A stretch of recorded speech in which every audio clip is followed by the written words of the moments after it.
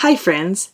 Today I want to talk about the transition from conventional agriculture and livestock production to a regenerative or restorative system. I spent 2 days in the truck listening to Will Harris's book, A Bold Return to Giving a Damn, and it gave me some great insights into the decades-long journey of White Oak Pastures, as well as a look into the future of our ranch.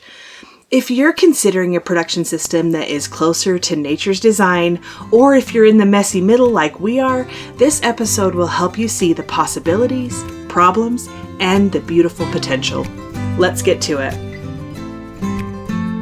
Hey friends, welcome to the Get Goatwise podcast. Are you longing to raise goats and other animals for food but don't know where to start? Do you want to be more self-sufficient and less dependent on the grocery store? Do you wish you had a mentor to walk you through raising livestock? Hi, I'm Millie, animal scientist, cattle girl turned goat rancher, co-owner of Dry Creek Livestock, and simple living enthusiast. For 15 years, I've been on a mission to raise all of our own meat, eggs, and dairy. Here, we'll talk about raising goats and other homestead livestock, how to create sustainable animal management systems that actually work, and a bit of off-grid life with kids and livestock. If you're ready to take control of your food supply, raise livestock with confidence, and provide your family with the most nourishing meat, eggs, and dairy available, you're in the right place. Kick off your muck boots, pour a cup of coffee, and let's talk livestock. Hey friend, I'd love your help spreading the word about the Get Goatwise podcast. If this show has helped you, would you take a minute to leave a review? It really makes a difference, and it's easy. Just go to Get Goatwise on Apple Podcasts, scroll down to Ratings and Reviews, click on the purple words that say Write a Review, then give me some stars and tell me what you think. And as a thank you, I've got a free kidding due date chart waiting for you. Just head to getgoatwise.com/kidding-chart. It's on the honor system. You leave a review, grab your chart, and know that you're helping other goat owners find the show. Here's what's happening on the ranch this week. Lots of travel. Some planned, some not as planned. I picked up the panels that go along with the handling equipment system we got a few months ago through Kinder Ground. Now we can easily pen and sort into different areas with the three-way sorter. We finally got the last of our cows re-tagged and the last 2 calves branded. We really need to get our own cattle handling facility set up, but thankfully we have a neighbor who lets us use his when we need to. As far as retagging the cows, we changed the color of our tags because they kept getting mixed up with someone else's cows that had the same color tags. So we switched from green to orange, and while we were at it, we changed the way we were numbering them so it allowed for a little more flexibility in the future. We did a last-minute trip 500 miles away to pick up cattle, and that was a 2-day adventure.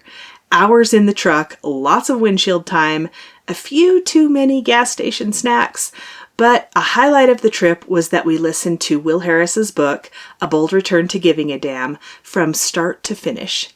I've had this book in my reading stack for 6 months, but hadn't gotten to it yet, and this week the timing was just perfect. It hit close to home and brought a level of clarity and encouragement I didn't expect, but I'm very grateful for. Why does this book matter? Will Harris is a couple decades further down this path than many of us, and the way he talks about his shift from industrial farming into what he calls restorative agriculture, not regenerative because he believes that term has already started losing its meaning. It's raw, honest, funny, blunt, and deeply challenging. He doesn't soften anything. He doesn't try to make conventional agriculture folks feel comfortable. He doesn't even pretend the change was clean or easy.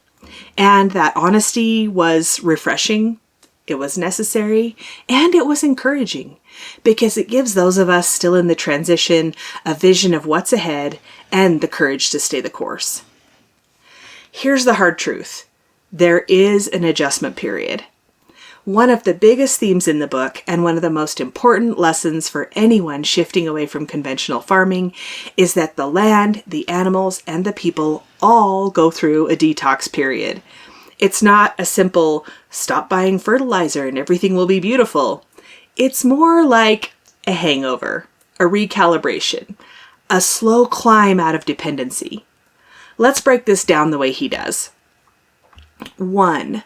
The land adjusts first.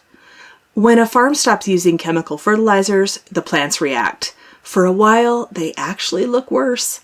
The soil biology has to reboot, the roots have to learn to dig deeper, the plants have to relearn how to live in a natural system. And without herbicides, weeds come roaring back. Instead of fighting that as a problem, Will reframes it as an indicator and an opportunity. Weeds are information. They tell you what your soil needs, and they make room for the animals designed to handle them. Goats, sheep, hogs, cattle. No one species can do it all. Nature never grows in monocultures. So if the pasture starts looking a little wild, chaotic, or unmanicured, that's not failure. That's nature remembering how to function. At Dry Creek, we're fortunate.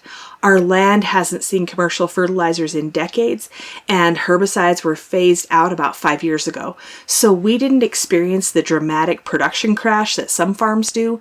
We basically started at the bottom, and everything we've done is rebuilding from there. But the principle is the same everywhere. The land must heal before it can produce differently. 2, the animals adjust next. Ruminant animals that have spent generations being fed grain, treated with pharmaceuticals routinely, or bred for high input production don't instantly thrive in a low input forage-based system. Some make the transition beautifully, some cannot, no matter what you do. And this is something Will Harris is unapologetically blunt about. You cannot keep the same type of animal and expect a different type of system.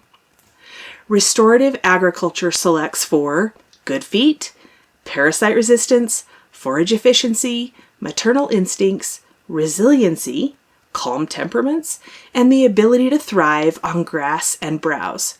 Not every animal is genetically capable of that. We've seen that here too. I was maybe a little hasty in my decision to cut the goats off grain completely, cold turkey, right before breeding season. Fortunately for us, it worked out just fine, but at the time it was a risky move. Had I done that to our show goats, the outcome would not have been so good. They were bred for a different environment. Again, that's not failure, that's information. 3, management becomes the new input. This is one of the biggest ideas in the book, and honestly, one of my favorite parts. When you remove chemical inputs, the job doesn't get easier, it gets different. Instead of using fertilizer, herbicides, and dewormers to fix problems, the manager becomes the input. Observation becomes the tool. Grazing management becomes the intervention, and animal movement becomes the fertilizer spreader. Short duration, high-intensity grazing, long recovery periods, letting pastures express their natural diversity, letting animals impact the land and then rest the land, using different species to balance and build the plant community. This type of management is intentional and daily. You're no longer turning animals out for a month and hoping for the best. You're partnering with nature in a way that requires presence. It's more work, but it's better work. It's meaningful, connected work. And over time, it becomes deeply rewarding work. I'm still waiting on that part. Hopefully, this will reframe my dread of daily electric netting moves. More likely, we'll figure out a better way that's less intensive than electric netting. We have seen the fruit of our labor in years of daily pasture moves with the goats, so now we need to figure out how to do it more efficiently. The worldview shift behind restorative agriculture. What I love about Will Harris is that he doesn't pretend this whole thing is about technique. He makes it very clear that restorative agriculture is a worldview or mindset shift. It requires humility, patience, letting go of control, listening to the land, accepting complexity, and realizing that nature knows far more than we do. It's not just farming differently, it's thinking differently, it's seeing differently. This is where the story becomes less about farming and more about stewardship, spiritual, cultural, ethical stewardship. And honestly, that really resonated with me. It's the direction I've been heading for a long time. I just didn't have the words for it. The human side, community, decentralization, and resilience. Another powerful part of the book is how he ties land health directly to community health. Restoring ecosystems means restoring small-town economies, local food systems, meaningful work, decentralization, family farms, and dignity for both animals and people. Will's story shows that when a farm truly restores itself, the ripple effects move outward, first to the workers, then to the town, then to the region, and eventually to the consumer. It's all connected. What this means for Dry Creek? Listening to all of this while driving those miles with cattle in the trailer really gave me perspective on where we're at and where we're headed. Here are the biggest takeaways I'm carrying forward. The messy middle is normal. Chaotic pastures, weeds coming back, animals adjusting. It's a sign of healing, not decline. Multi-species grazing isn't optional. It's a pillar of restorative agriculture. Diversity creates resilience. Select animals for the system, not the system for the animals. There's no way around that one. Management replaces purchased inputs. Our presence matters more than any product on the feed store shelf. Restoration takes time, but it's worth it. The transformation is slow but deep, and it lasts. Marketing, the other half no one talks about. Toward the end of the book, Harris talks a lot about the importance of decentralizing food systems and building direct relationships with consumers. I was listening intently to this part because it mirrors exactly what we're doing with Dry Creek Heritage Meats. Marketing in a restorative system isn't selling, it's telling the truth. It's explaining how the animals are raised, why the land matters, how food independence protects families, why short supply chains matter, what customers are actually supporting when they buy their meat locally. Consumers don't just want food, they want trust. They want connection, and they want integrity.